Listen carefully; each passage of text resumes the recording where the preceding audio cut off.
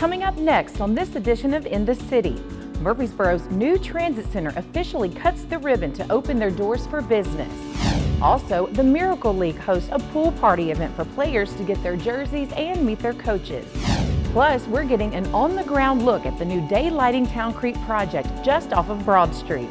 And News 2 Gives Back program visits MPD's police station to honor the school safety division.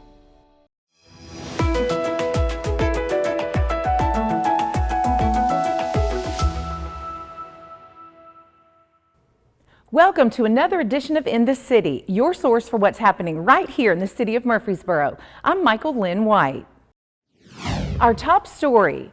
The long-awaited Murfreesboro Transit Center holds its ribbon cutting to open its doors for business.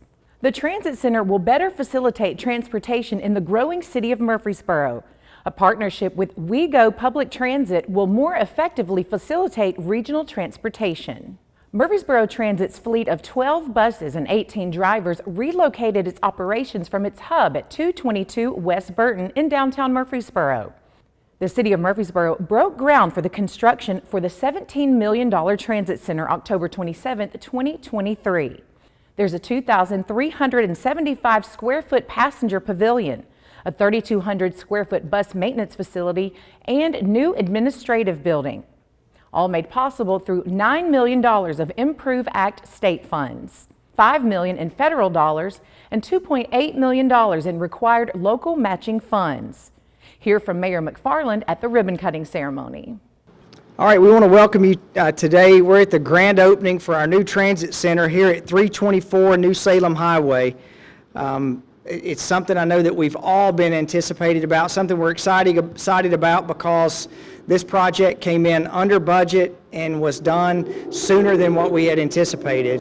Most of you know that the transit system in Murfreesboro started in 2007.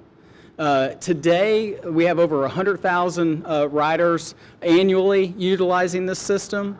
What also is really important to recognize is that, as the mayor mentioned, there are many different transit agencies providing mobility, not just within the city of Murfreesboro, but also within the greater region of Nashville. The WeGo, the RTA, the Express Route 84, nearly 28,000 trips annually are provided, and to have their park and ride lot integrated within this facility is a wonderful thing. Through the Improve Act of 2016 that was actually passed in 2017, the department has about $21 million we put to transit projects like this. This is one of many that I'll give my remarks to, but it's truly showing how TDOT and the state is putting funds in to make a difference in transit across the state. The FTA roughly put about $6.3 million. The Improve and state funding was $9.8 million. And the local funding was approximately $1.4 million, for a total example of $17.5 million to build this beautiful facility. At TIPTA, we believe that strong public transit systems help build strong communities. And today, with the opening of this modern and accessible transit hub, Murfreesboro is reaffirming its commitment to a more connected and inclusive future. A project like this takes vision, collaboration, and a lot of hard work. And what's been built here is more than just a building. It's a symbol of progress, opportunity, and connection. A place where people can connect to jobs, to school, to healthcare, and to each other. I want to congratulate the city of Murfreesboro, the team at RTA and TDOT. This center is a shining example of what's possible when local and state partners come together with a shared goal of improving access and opportunity for everyone. On the count of three. Inadequate system. 3, 2, 1, cut. There we go.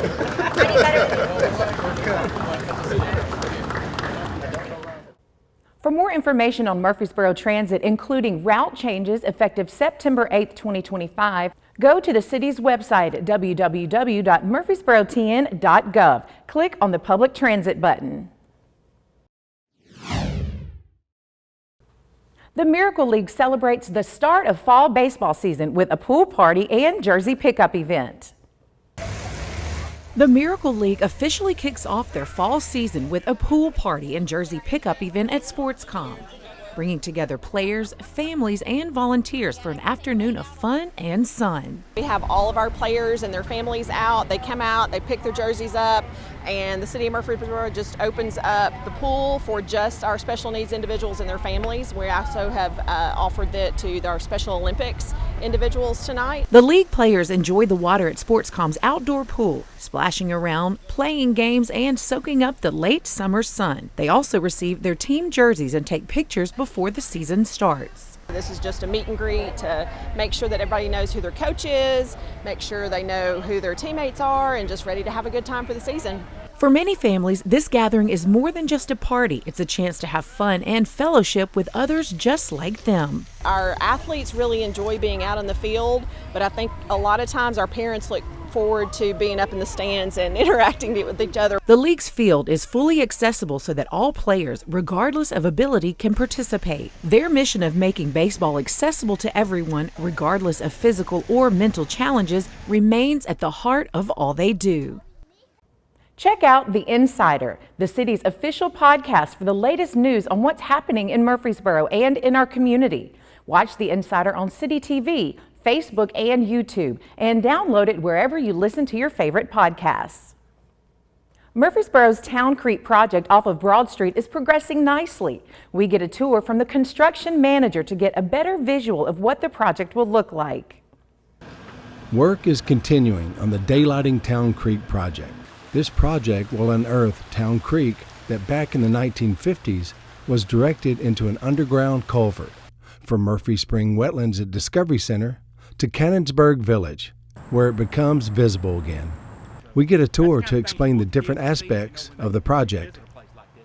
The utilities got to be done first, of course, so we can, do the correct grading on top of them. We've relocated the 8-inch ductile iron water line along Hickerson here, and we've also ran the 12-inch ductile iron water line right here and placed it inside of an encasement and ran it underneath the string channel itself. We had to hammer through the rock right here to create this channel to get the water line depth that we needed it to be. So right here we're looking at the electrical line running down Broad Street and then communication conduit on top of that. Some of this material is natural boulders, some of it is debris from the rock hammering operation for carving out the channel contours in the bottom. We're going to use this material to go back for some of the water features and just basic stream sculpting. Right here we're looking at the channel contours of where the stream will tie in at the Cannonsburg location here. If you look a little farther where that pump is, you can actually see a section of the existing concrete culvert that we have exposed. That will eventually go away. Down here in the bottom we have the stream channel. You can see where we've hammered out the contours of the channel going all the way up there. The area right there, you can see where it kind of steps up. That'll be where the retaining wall goes and kind of goes and turns around for the paver area over there where people can meet. Things that I'm looking for is the rock overhangs, the little niches in the rock. That's where your snapping turtles, your catfish, your little brim, your perches, that's where they're gonna build a home at. That's the kind of things you want the kids to see, when they visit a place like this. But yeah, it's beautiful. Looking at the soil over here, you can see where there's different layers. And you can see the gravel road bed right there. That would be old Sevier Street. If you were looking at an angle, you can see where the city offices are. And beyond that, the library. Sevier Street used to run all the way through here, so you can actually see where a section of the old road bed is left down in there. Right here we have another section of the existing culvert exposed right here. The channel contours as we go around the curve here, leading to the area where we began the rock hammering at. Portion of Hickerson Drive here behind us is going to go away. Right in this area right here where you see the barriers around a fire hydrant right here. And this area right here is kind of going to be like a turnaround area with some parking along down through here. And a portion of the old Hickerson Road will actually turn into the walking, biking trail for the actual project. We're on the east end of the project here. This is at the corner of Broad and Church Street. The guys out here, they're currently excavating another portion of the existing culvert. All throughout the project, there is a landscaping plan through here, so we're going to have a lot of vegetation that's going to be going back through this area. I'm from Murfreesboro. I lived here my whole life, and it's something I'm going to be really proud of in the end. Something I'll drive down the road one day and tell my grandkids, yeah, I built that. So it's something I feel good to be a part of. Murfreesboro Police Department's School Safety Division was treated to a hot meal and a big thank you from a local TV station. News 2 Gives Back is a program, along with sponsors, that goes into communities to recognize public service agencies with a thank you and a meal. Recently, they recognized the School Safety Division of the Murfreesboro Police Department, where the school resource officers work out of. We're excited to come back today and recognize the Murfreesboro Police Department, their School Safety Division. School safety is top of mind across the country, and safety is number one. It's probably the one thing we think about a lot with our kids being in school. News 2 Gives Back has been going on for a very long time, and we go to various agencies. Our goal is for the community to know like these different groups and what they do to give back to the community. And we want to say thank you to them too by understanding more about what they do each day. Well, it is really nice when people outside of our agency see the kind of good work that we're doing. The people that do all the hard work are school resource officers in the school every day. We ask them to, first and foremost, protect our schools, and then to educate our kids in a lot of anti-drug, anti-bullying kind of things, and then to mentor, to really form relationships with them. And it's great when outside people get to see the kind of good work we're doing. In July 2025, Murfreesboro Police Department's School Safety Division was honored with the Model Agency Award from the National Association of School Resource Officers annual conference. MPD was one of 10 agencies across the country that was recognized. We go back to what NASRO says is the triad, which is to protect, to educate, and then to mentor.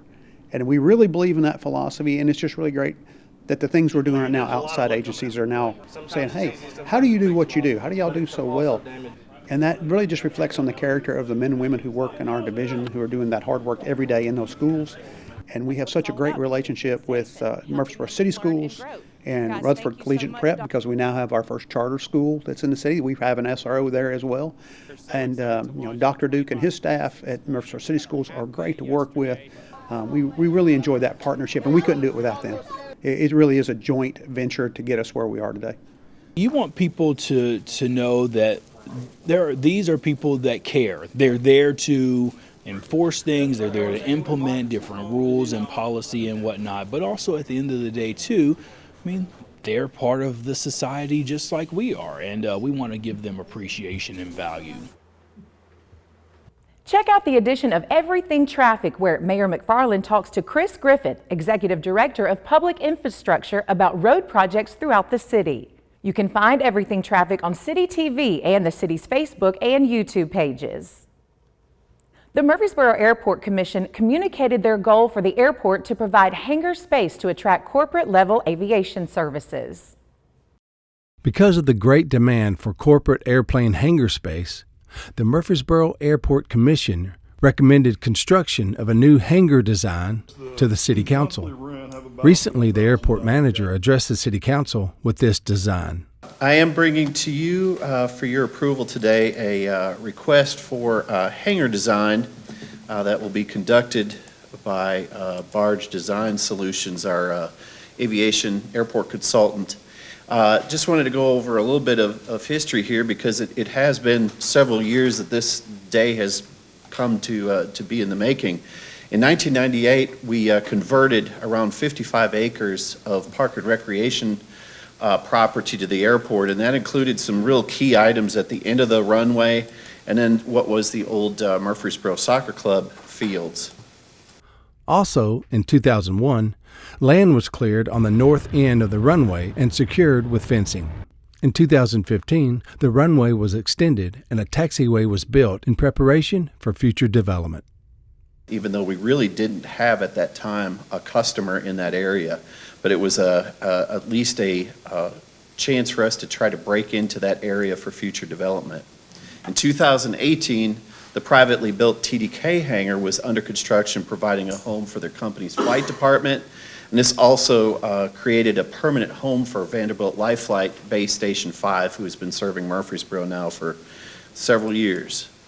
And then by 2023, we were able to completely redo the terminal area with the new terminal and prepare the large hangar, which was an economic development project for Mike Jones, who's now employed almost 30 employees. So Parks and Recreation did an additional 5 acres on the west end of the airport, adjacent to that the old soccer fields. And the airport also sold 1.62 acres of property, which the revenue was used to, for future development then of the area in the old soccer fields. So this is the area that we're looking at for development. The good thing about the old soccer fields is they're flat, and the bad thing is they're flat. So we're going to spend quite a bit of money putting in stormwater and extending some utilities. This is what the ultimate development of this area could look like. This could all change, but it's kind of a, anywhere there's a road, we have some commercial development. This is phase one of the development. This is the area that we will be concentrating on this summer and fall, where we'll be bringing in the stormwater system and extending utilities and creating the pads, just the flat areas for these hangars. So the focus right now is for the designing of a hangar.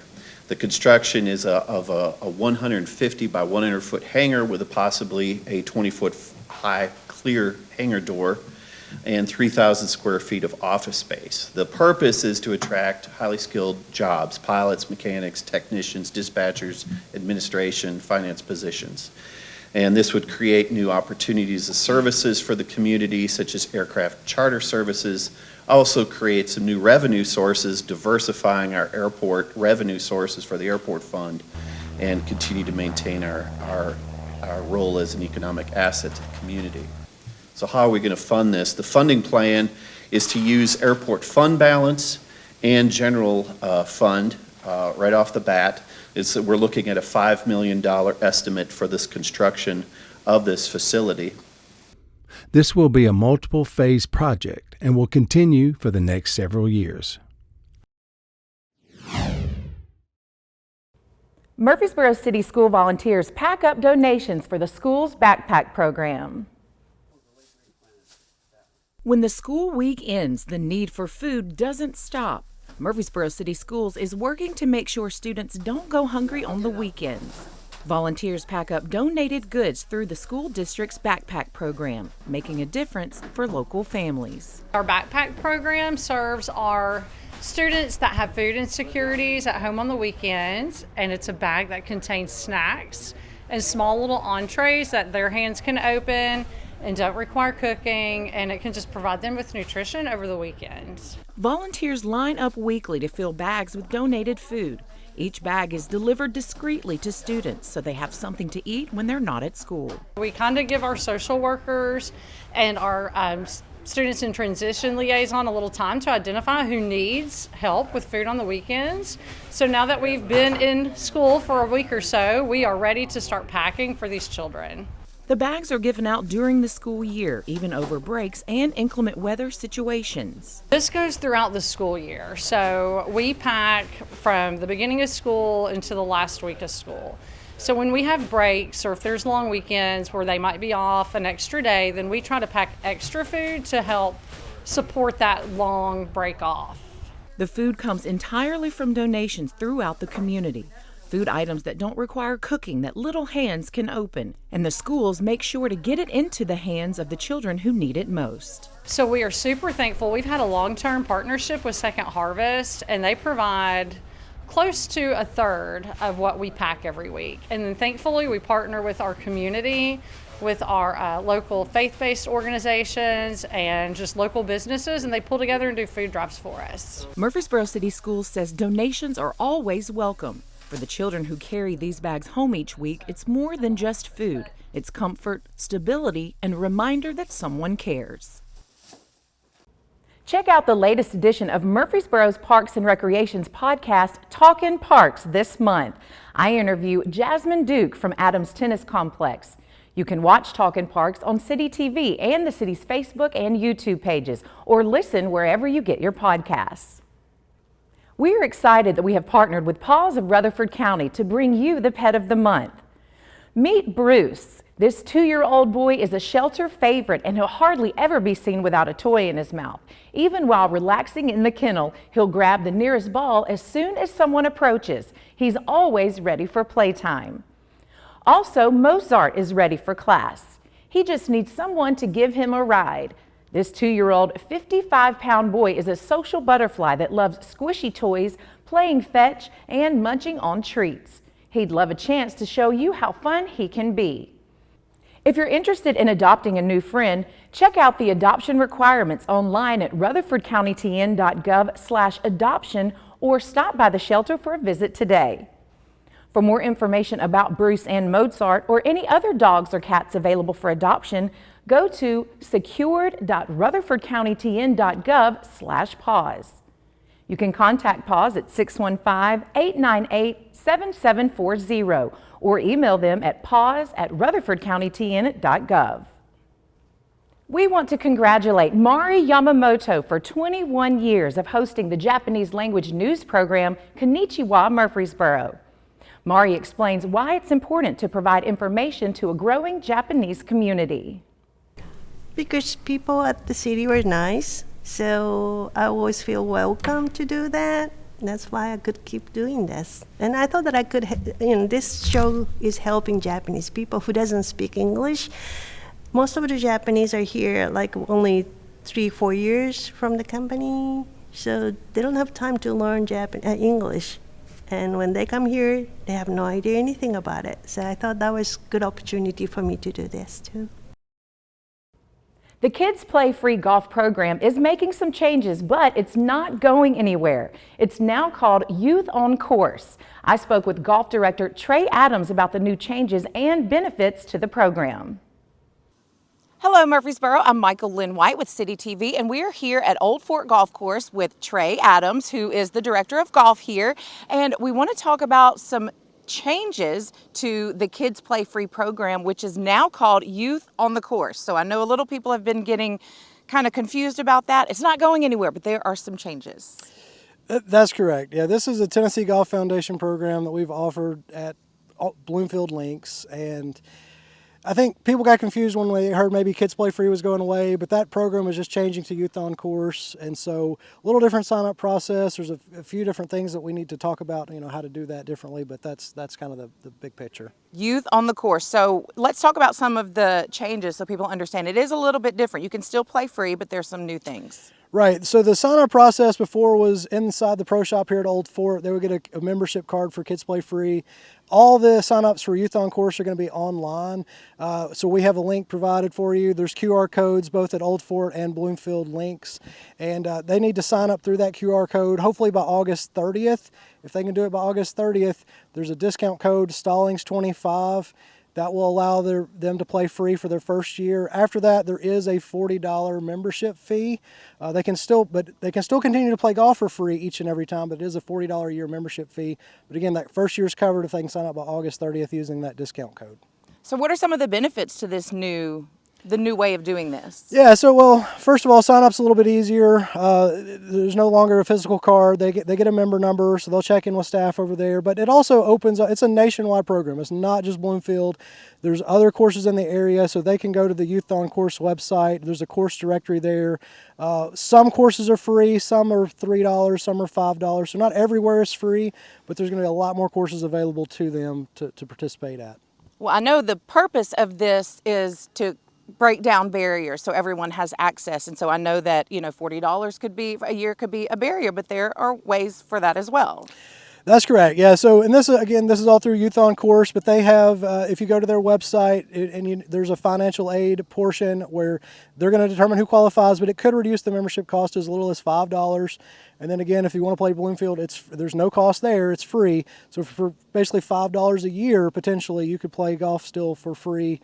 After that at Bloomfield. We also have clubs there, there's golf balls there, so that's really the only barrier is that $5 potentially. Yes, and it's a great program, and I know it's really popular. So what's the easiest way to sign up?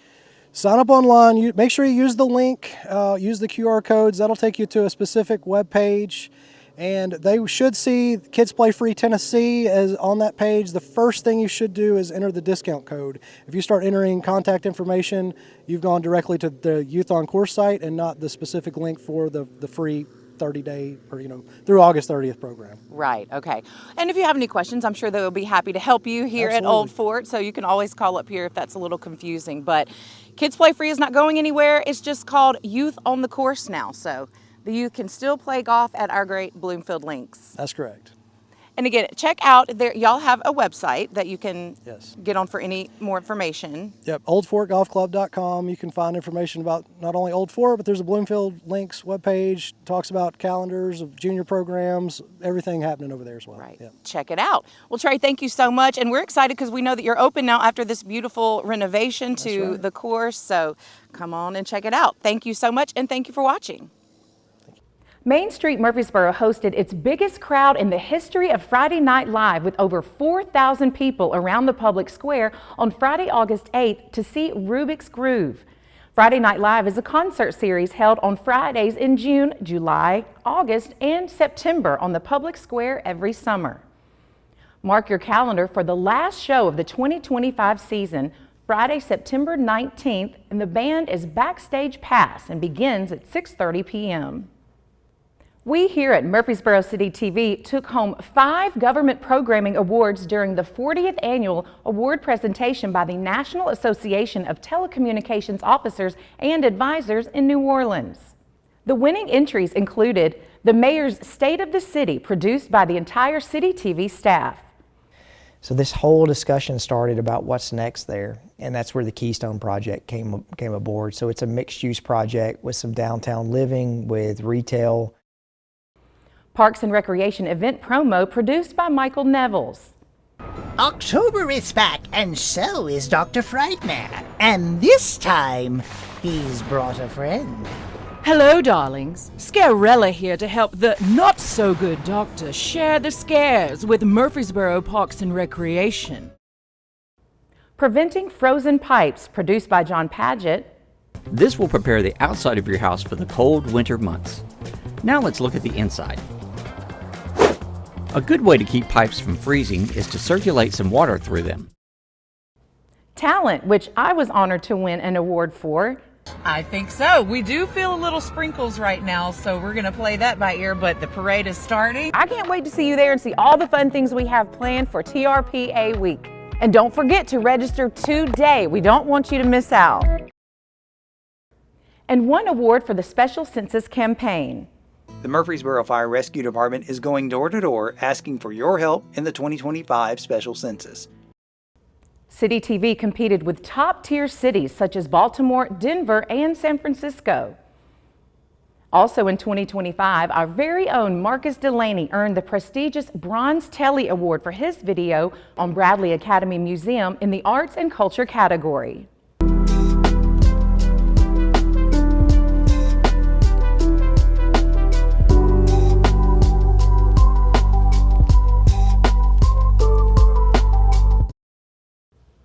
Well, that's it for this edition of In the City. As always, for more information about the City of Murfreesboro or any of the stories you've seen here, you can always visit our website at www.murfreesborotn.gov.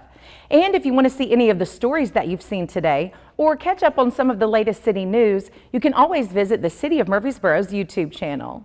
I'm Michael Linn White, and until next time, we look forward to seeing you in the city.